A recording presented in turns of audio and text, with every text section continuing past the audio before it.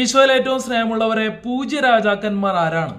ഒരു ക്രൈസ്തവനോട് ചോദിച്ചാൽ അവൻ പറയും, യേശു ജനിച്ച രാത്രിയിൽ സമ്മാനങ്ങളുമായി കിഴക്ക് നിന്ന് വരുന്ന 3 രാജാക്കന്മാരാണ്. അവർ പുൽത്തൊഴുത്തിലേക്ക് വന്ന് യേശുവിന് സമ്മാനങ്ങൾ കാഴ്ചവെച്ചു. എന്നാൽ ഇത് പൂർണ്ണമായും ശരിയാണോ? 4 കാര്യങ്ങളാണ് പറയുക. ഒന്നാമതായിട്ട്, യേശു ജനിച്ച രാത്രിയിൽ അവർ വരുന്നു. അവർ 3 പേരാണ്.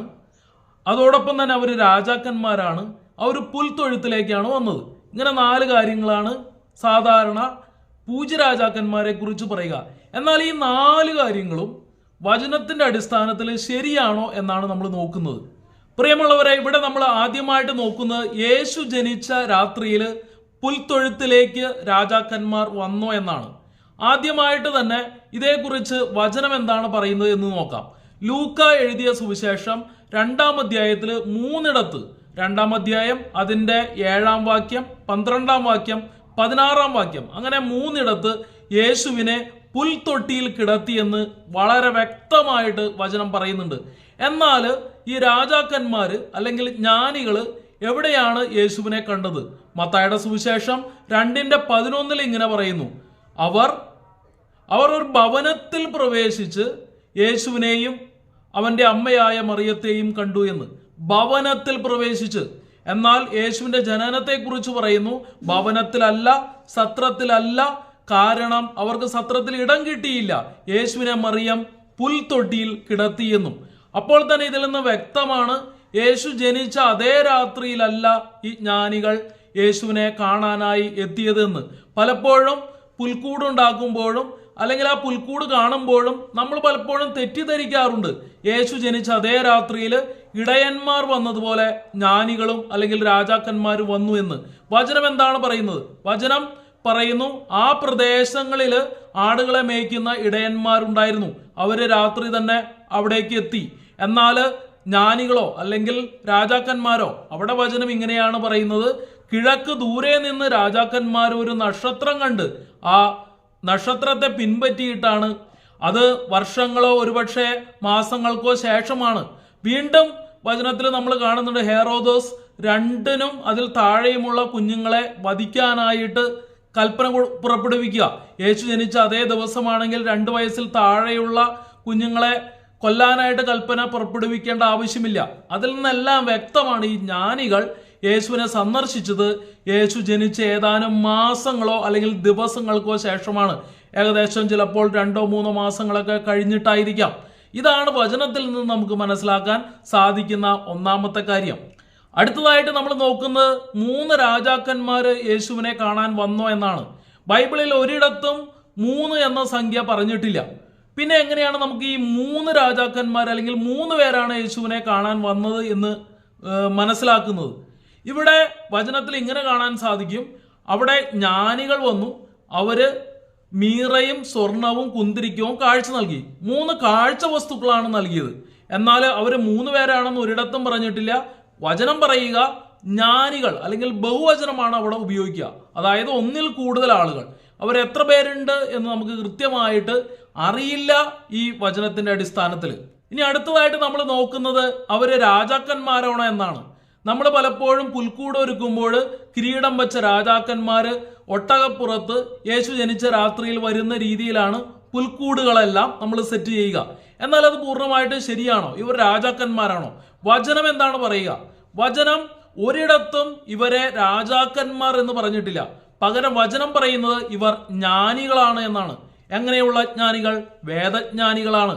കാരണം വചനം കൃത്യമായിട്ട് പറയുന്നു, ഇവരൊരു ദൂരെ നക്ഷത്രം കണ്ട് അതിനെ പിൻപറ്റി യേശുവിന്റെ അടുത്തേക്ക് വരികയാണ്.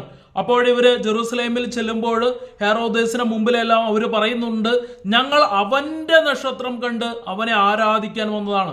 ഞങ്ങൾ അവന്റെ നക്ഷത്രം കണ്ട്. യേശുവിന്റെ നക്ഷത്രത്തെക്കുറിച്ച് പഴയ നിയമത്തിൽ പറഞ്ഞിട്ടുണ്ടോ? തീർച്ചയായിട്ടും ഉണ്ട്.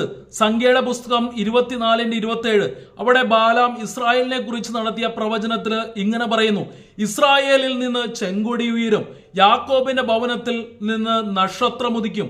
യാക്കോബിന്റെ ഭവനത്തിൽ നിന്ന് നക്ഷത്രമുദിക്കുമെന്ന് പഴയ നിയമം അല്ലെങ്കിൽ സംഖ്യയുടെ പുസ്തകം വളരെ വ്യക്തമായി പറഞ്ഞു.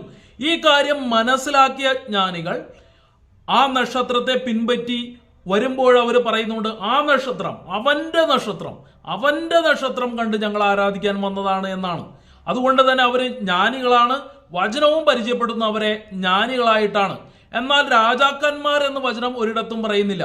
എന്നാൽ അവർ ധനികരായിരുന്നിരിക്കണം. കാരണം അവർ കാഴ്ച സമർപ്പിക്കുന്നത് സ്വർണവും മീറയും കുന്തിരിക്കവുമാണ്. സ്വർണം വളരെ വിലയേറിയ വസ്തുവാണ്, മീറയും അതുപോലെ തന്നെയാണ്. അപ്പോൾ ഒരു ആട്ടിടയന്മാരെ പോലെ സാധാരണ വ്യക്തികളായിരുന്നെങ്കിൽ ഇത്ര ദൂരെ യാത്ര ചെയ്ത് വരുവാനോ അല്ലെങ്കിൽ ഈ സമ്മാനങ്ങളെല്ലാം നൽകുവാനോ അവർക്ക് സാധിക്കുമായിരുന്നില്ല. എന്നാൽ രാജാക്കന്മാരായിരുന്നെങ്കിലും അവർ രാജ്യ ഭരണമെല്ലാം ഒഴിവാക്കി ഇങ്ങനെ യാത്ര ചെയ്യുമെന്ന് വിശ്വസിക്കാൻ പ്രയാസമുണ്ട്.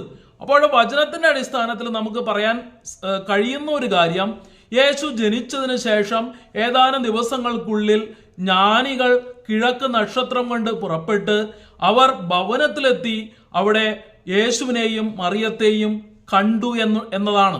എന്നാൽ അപ്പോഴും ആകാംക്ഷ തീരുന്നില്ല. ആരായിരിക്കും ഈ ജ്ഞാനികൾ? വചനത്തിൽ ഈ കാര്യത്തെക്കുറിച്ച്, പ്രത്യേകിച്ചും പുതിയ നിയമത്തിൽ ഈ കാര്യത്തെക്കുറിച്ച് യാതൊന്നും പറയുന്നില്ല. ആയതിനാൽ തന്നെ പിന്നീട് പഴയ നിയമത്തിൽ ഇതിനെ സൂചിപ്പിക്കുന്ന വല്ല ഭാഗങ്ങളും ഉണ്ടോ എന്നെല്ലാം പിന്നീട് സഭയിൽ ആലോചിക്കാൻ തുടങ്ങി. അതിൽ നിന്ന് എടുത്ത ചില പാരമ്പര്യങ്ങളുടെ അടിസ്ഥാനത്തിലാണ് ഇന്നത്തെ 3 പൂജ്യരാജാക്കന്മാരുടെ സങ്കല്പം. അല്ലെങ്കിൽ നമ്മൾ ഇന്നത്തെ പുൽക്കൂട് ഉണ്ടാക്കുമ്പോൾ അവിടെ 3 രാജാക്കന്മാര് ഒട്ടകപ്പുറത്തേറി വരുന്നതുമെല്ലാം അവർ കാഴ്ച അർപ്പിക്കുന്നതുമെല്ലാമുള്ള സങ്കല്പങ്ങൾ ഉണ്ടായത്. എന്താണ് പഴയ നിയമഭാഗത്ത് പറഞ്ഞിരിക്കുന്നതെന്ന് നോക്കാം. പ്രധാനമായിട്ടും 2 വചനഭാഗങ്ങളാണ് ഈ കാര്യത്തിൽ നമ്മൾ എടുക്കുക. ഏശയ്യായുടെ പുസ്തകം 60-ാം അധ്യായത്തിൽ ഭാവി രക്ഷകനെ കുറിച്ച് ഇങ്ങനെ പറയുന്നു: ജനതകൾ നിന്റെ പ്രകാശത്തിലേക്കും രാജാക്കന്മാർ നിന്റെ ഉദയശോഭയിലേക്കും വരും. ഒട്ടകക്കൂട്ടം നിന്നെ മറയ്ക്കും, ഷേബായിൽ നിന്നുള്ളവരും വരും. അവർ സ്വർണവും അതുപോലെ തന്നെ സുഗന്ധദ്രവ്യങ്ങളും കൊണ്ടുവരികയും കർത്താവിന് കീർത്തനം പാടുകയും ചെയ്യും. ഇവിടെ പറയുന്നു ഒട്ടകക്കൂട്ടം നിന്നെ മറയ്ക്കും. അതിൽ നിന്നാണ് പലപ്പോഴും രാജാക്കന്മാര് ഒട്ടകപ്പുറത്തേറി വരുന്നതായിട്ട് പറയുക. ഇവിടെ പറയുന്നു രാജാക്കന്മാർ നിന്റെ ഉദയശോഭയിലേക്ക് വരും. മാത്രവുമല്ല അവർ സ്വർണവും സുഗന്ധദ്രവ്യങ്ങളും എല്ലാം കാഴ്ചയർപ്പിക്കും. ഈ ഒരു ഭാഗം എടുത്തിട്ടാണ് പലപ്പോഴും രാജാക്കന്മാരാണ് അവിടെ വന്നത്, അവര് ഒട്ടകപ്പുറത്തേറിയാണ് വന്നത് എന്നെല്ലാമുള്ള പാരമ്പര്യങ്ങൾ ഉണ്ടായത്. ഇതാണ് പഴയ നിയമത്തിലെ ഒരു ഭാഗം.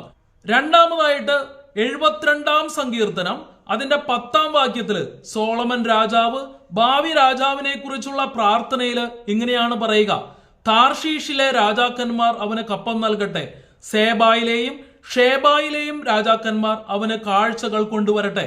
ഇവിടെ 3 സ്ഥലത്തെ കുറിച്ചാണ് പറയുക. ഒന്ന് താർഷീഷ്, അവിടുത്തെ രാജാവ്.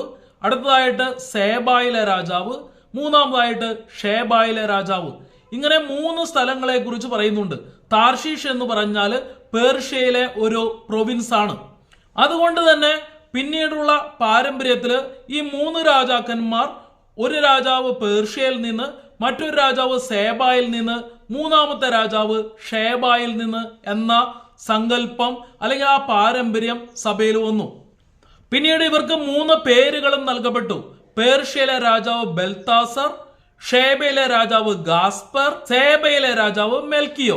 അങ്ങനെ 3 രാജാക്കന്മാർ. വീണ്ടും പാരമ്പര്യം പറയുന്നതനുസരിച്ച് AD 54 യേശുവിന്റെ ഭരണശേഷം ഇവരെല്ലാവരും ഒത്തുകൂടുകയും ഇവർ ക്രിസ്മസ് ആഘോഷിക്കുകയും എല്ലാം ചെയ്തു. അതിനുശേഷം അധികം വൈകാതെ ഇവർ മരിച്ചു എന്നാണ്.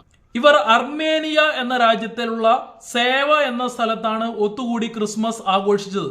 അതിനുശേഷം ജനുവരി 1-ാം തീയതി തന്റെ 116-ാം വയസ്സിൽ മെൽക്കിയോർ അന്തരിച്ചു. വീണ്ടും ജനുവരി 6-ാം തീയതി തന്റെ 112-ാം വയസ്സിൽ ബെൽത്തസാറും, ജനുവരി 11-ാം തീയതി തന്റെ 109-ാം വയസ്സിൽ ഗാസ്പറും മരിച്ചു എന്നാണ് പാരമ്പര്യമായി കരുതപ്പെടുന്നത്.